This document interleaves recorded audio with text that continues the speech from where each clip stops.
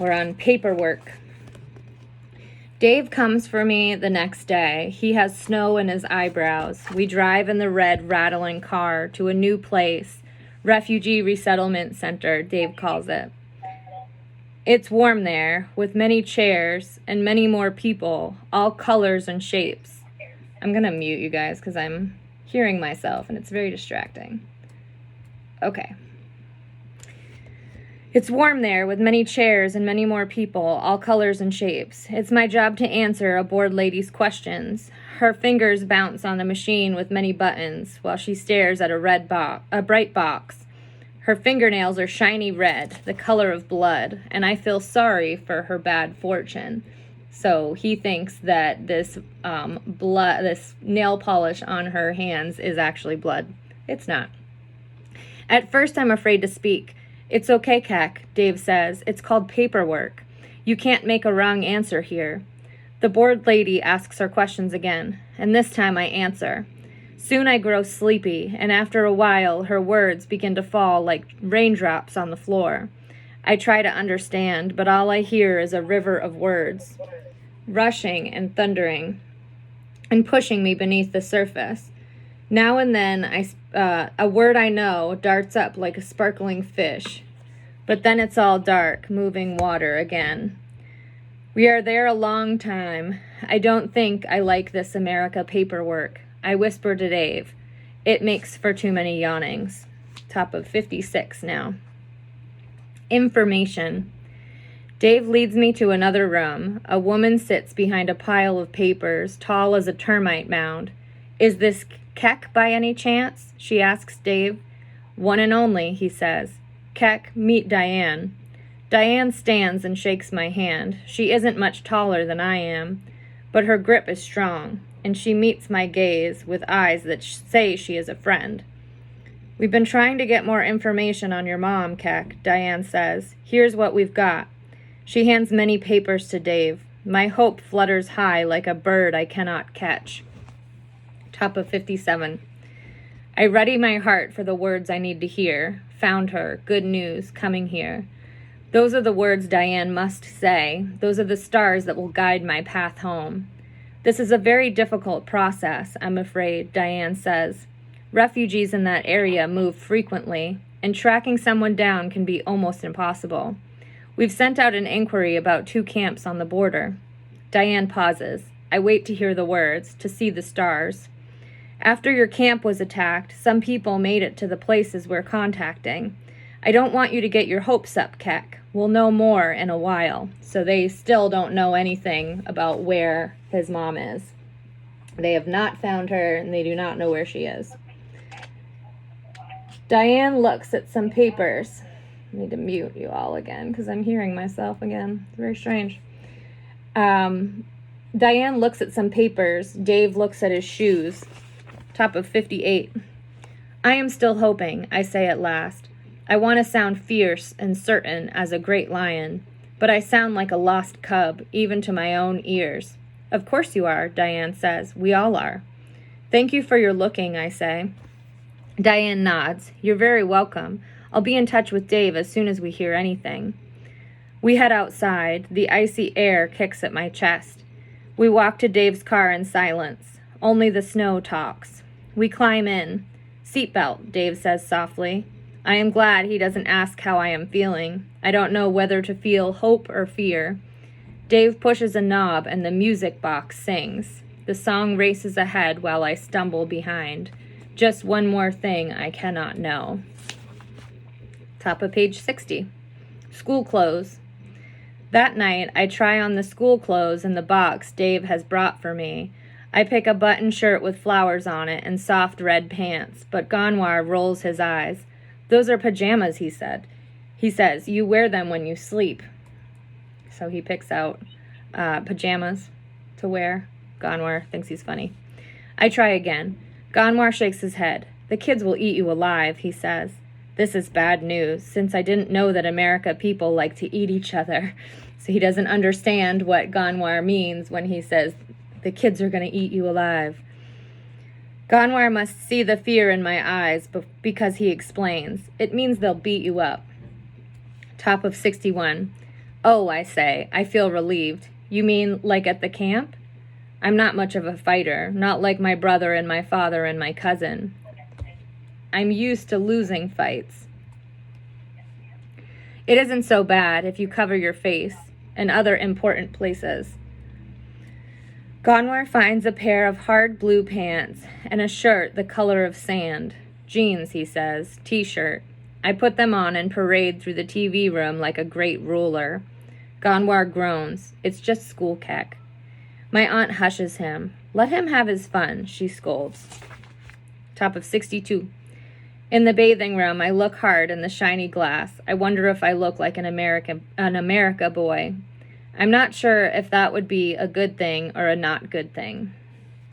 Top of 63. Once there was.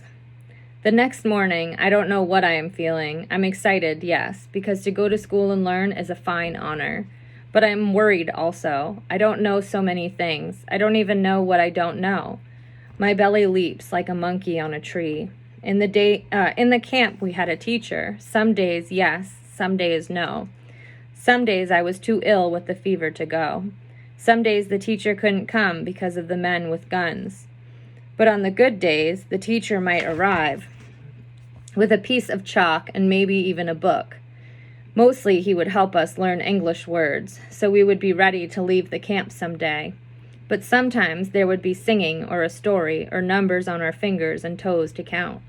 I liked the stories the best. Once there was a lion who could not roar. Once there was a man who sailed the sea. Once there was a child who found a treasure. These stories would lift me up, the words like a breeze beneath butterfly wings, and take me far from the pain in my belly and the tight knot of my heart. I hope they will have stories at my school. If they don't know how, perhaps I can teach them. It isn't such a hard thing. All you must do is say, once there was, and let your hoping find the words. All right, we're going to keep going. We're at 66 now. This is called New Desk. Dave takes me to school. When I see it, I use the words I learned from the TV machine. No way. It's big enough to graze a herd of cattle in, made of fine, red, square stones and surrounded by many tall, not dead trees. It's a place for a leader of men to work in, not a place for small children to learn their numbers. Dave sees my falling open mouth. Don't be scared, Keck, he says. But I'm not scared, not like that. Scared is for men with guns, and maybe just a little for a flying boat finding its way back to Earth. Inside my school, the floor shines like ice. I walk carefully. Thin metal doors with silver handles line the walls. Those are called lockers, Dave says. Come on, we're early, but the teacher wants to meet you. Waiting in a big windowed room is a woman with black hair that dances and sturdy arms and eyes that tell jokes. You must be Keck, she says, and then she uses my word for hello. I'm ready to begin my learning, I say, and she tosses out a loud laugh like a ball into the air. I wish you guys would come to school and say, I'm ready to begin my learning. Top of 68. I can see you mean business, she says. A man comes in, young and short, with skin the color of rich earth, just like mine. He says he is Mr. Franklin, and he helps sometimes in class. When Miss Hernandez needs to do her deep breathing, everyone laughs, so I laugh too, because it's always good to be polite. This will be your desk, Miss Hernandez says. Have a seat. She points to a shiny chair and a little table. A chair of my own and a table too? I smother the thought like an ember near dry grass. I'm very sorry, but I can't. I say softly, I don't have the cattle for such a fine desk as this, so Keck thinks he has to pay for his desk and chair with cattle. Oh, she says, you don't have to pay for this desk, Keck. School's free here. You just bring your mind and your smile every day, okay? Carefully I sit. I like very much this new desk with its cool, smooth top. My mouth will not stop smiling. All right, page 70. You guys all doing okay? Hopefully. I'm going to keep going, and then we'll do some questions. Maybe we'll try to make it to 100. All right, this is ready. Page 70. You're not going to understand a lot of what we say at first, Miss Hernandez says. This is called an ESL class. You and your classmates will be learning English together. It means they won't always understand you, and you won't always understand them. I'm used to not understanding, I say. It's like playing a game with no rules. She nods. That's exactly what it's like. I know because when I came to the U.S. from Mexico, I couldn't speak a word of English. This is a surprise, a teacher who did not know all things. Did you not know things also? I asked Mr. Franklin. Me? I'm from Baton Rouge, he says. It's in Louisiana, I believe, yeah. That's kind of like another country. I couldn't understand these crazy northern folks for the longest time. Some of his words get lost on their way to my ears, but I can see from his face that his meaning is kind. When you have a question, Mr. Franklin and I will be here to help, says Miss Hernandez. She points to the sky. You just raise your hand like this, okay? I nod. I say okay. Just like her, I raise my hand. Top of 72. Yes, she says, smiling big. I ask, when will the learning begin? Top of 73 now. Cattle. In my class, my long name class, called English as a Second Language, we are 16 people with 12 ways of talking. When we talk at once, we sound like the music class I can hear down the hall, hoots and squeaks and thuds, but no songs you can sing. I look at our faces and see all the colors of the earth, brown and pink and yellow and white and black, and yet we are all sitting at the same desks, waiting to learn the same things. Miss Hernandez tells everyone my name and my old home. Then she asks us, top of 74, to draw a picture on the black wall to show where we come from. One boy, Jaime from Guatemala, draws a mountain with a hole called a volcano. Sahar from Afghanistan draws a camel, though to be truthful, it looks like a lumpy dog. I draw a bull with great curving horns, like the finest in my father's herd. I even give him a smile, but it takes me a while to decide on his coat. In my words, we have 10 different names for the color of cattle, but the writing chalk is only white. I am working on the tail when someone in the back of the room says moo. Then more say it, and soon we are a class of cattle. At least we can all understand each other. I think maybe some of the students are laughing at me, but I don't mind so much. To hear the cattle again is good music. All right, now we're on 76. You guys all doing all right, hopefully? Okay, 76. We just got to get to 100.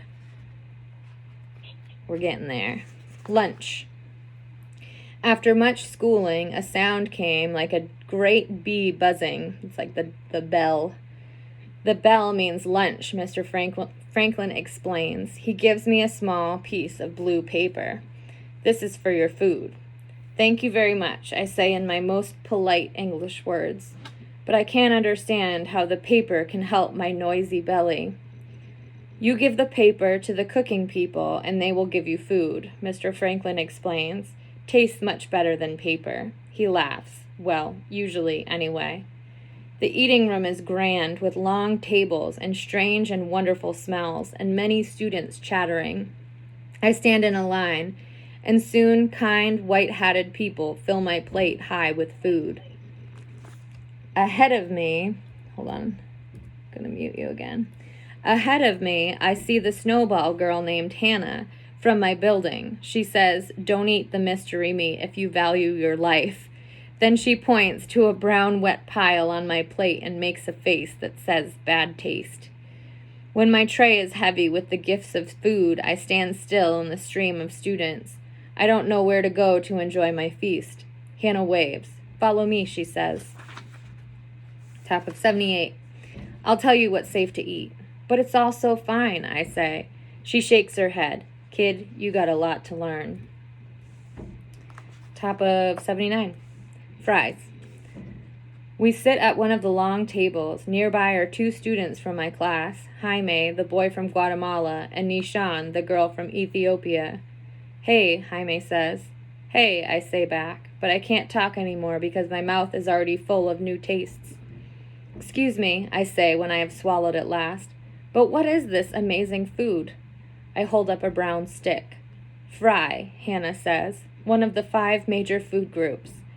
This fry, it grows in your America ground, I ask. Top of 80. Hannah laughs, a sound like bells on a windy day. I suppose you could say that. You're Keck, right? I know because I asked your cousin.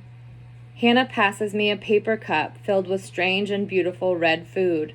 Ketchup, she says. You dip your fries in it. I do what she says, then eat. You're a fine cook, I say. Hannah and Jaime and Nishan laugh. I feel glad I found enough words to make people happy. When a friend laughs, it's always a good surprise. All right, we're getting there. Top of 81. Not knowing. I see your cousin at the apartment sometimes, Hannah says. He's a very quiet guy. I have to think for a moment. To eat such happy food and to think about words at the same time is much work. Ganwar, I say, has many worries. He seems kind of sad, Hannah says. I look at the fry in my hand with its shiny coat of red. I want only to eat and not to remember, but Hannah's words tug like tightrope on a calf's neck. Top of 82. Ganwar lost his father and his sisters when the fighting came, I tell her. Hannah nods. Her eyes are blue and gray, or maybe green, I can't be sure. I remember a kind doctor at the camp with such eyes. How did he lose his hand? Hannah asks in a gentle voice. I don't know the words for this. Some English words I hope I never learn. Men came with guns and knives to our village, I answer at last. To be in such fighting, says Nishan, is very bad. And what about your family? Jaime asks me. I stop eating. I take a breath. My father and my brother Luau, they were killed by the government men. I saw it. I pause, as a memory pokes at me like a knife in my back. I was lucky to see, I add. Lucky? Hannah asks. Her voice says she doesn't understand. Nishan looks at me with eyes that know of such things. Maybe Keck means lucky to know for sure, she explains. Not knowing, it's the hardest. Yes, I agree, the hardest. Top of 84. How about your mom? Hannah asks softly. Guilt grabs my throat. I will not go to that black place today. I try again. She'll come, I say. I'll wait here for her. Waiting is hard, too, Hannah says, and I can see that she also knows sad places. I push my tray away. I'm not so hungry anymore. All right, 85. A couple more, and then we'll do some questions. Hope everyone's hanging in there. 85, home. I take the school bus home. It's a long yellow car filled with screaming, laughing students and many paper balls wet with spit. Ugh. I don't think it would be easy to drive such a car. My aunt is sleeping when I get home. Ganwar enters with a white basket under his arm. The washing machine's in the basement, he says.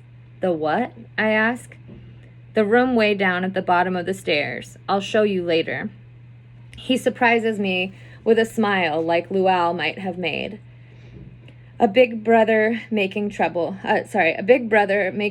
smile. You'll like doing the wash. It's my job, but if you want, I might let you help.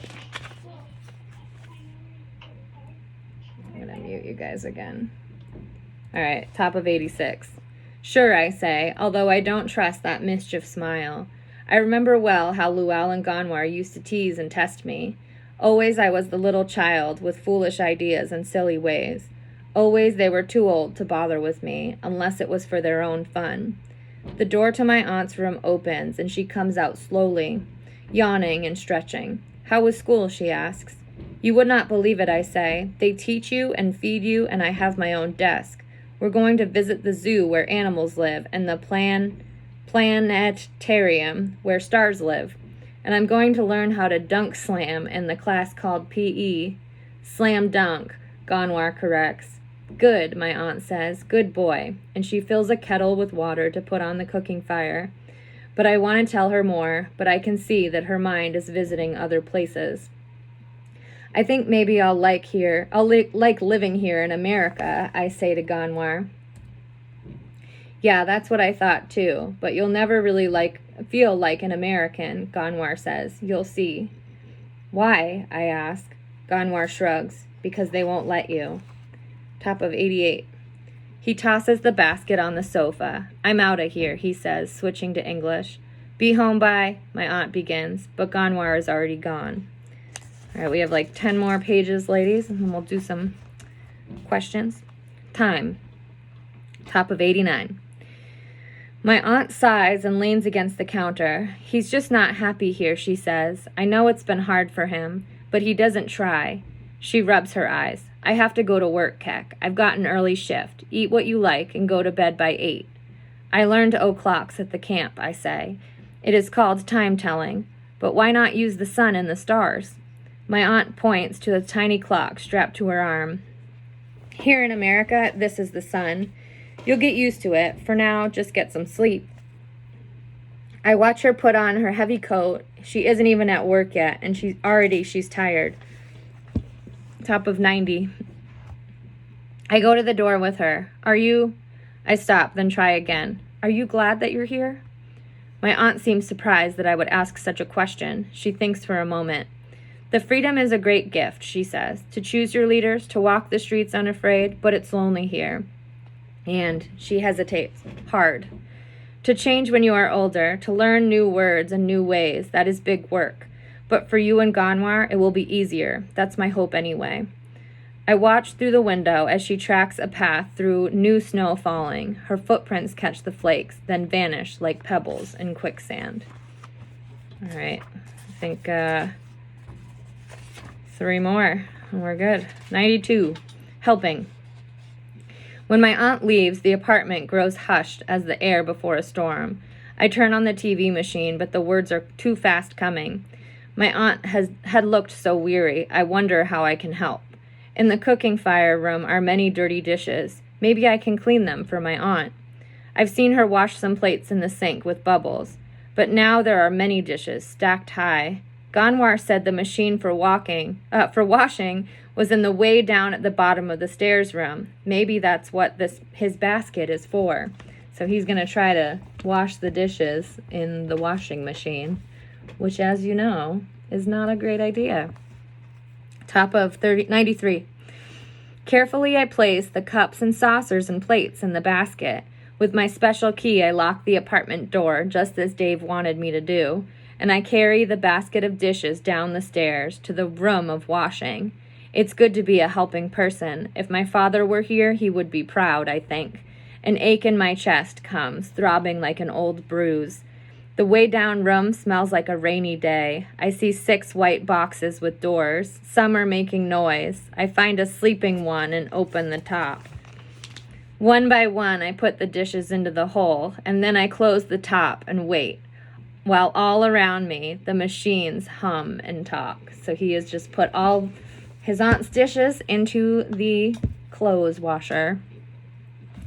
Top of 95. How not to wash dishes. Just then, Hannah appears in the doorway. She's carrying a basket of clothes and a big red bottle. Hey, she says, what's up? I look at the ceiling. No, that means what's new, what's going on. She laughs. You must feel like I do in Spanish class. The machine isn't working, I say. Did you put 4 quarters in? Hannah asks. She reaches into her pocket and pulls out shiny circles. Money, she explains. It makes the machine go. She laughs her good laugh. Oh, I lost Abby. Actually, it makes the world go. Here, I'll lend you $1. I can't accept such a gift, I begin. But she just waves her hand. You can pay me back later. She places the 4 money pieces into special holes in the machine, then pushes them. Noise begins, like a tiny river flowing. It's working, I cry. Technology at its finest, she says. Course, you still have to dry it all, then fold it. Fold it, I ask, but I don't understand. I'll show you. Let me sort these clothes real quick. Hey, you doing anything after this? We could go upstairs and catch some TV while we wait. That would be good, I say. I would like something to do. Gonwar and my aunt aren't home. My mom either. Well, she's not exactly my mom. She's my foster mom. She works the 4 to midnight shift at the Quick Stop. She pauses. That means she works at night, kind of like your aunt. I watch as Hannah pushes white clothes into another machine. These machines, they wash clothes and dishes, I say, shaking my head. Mama will be amazed when she sees this. Hannah looks up. Did you say?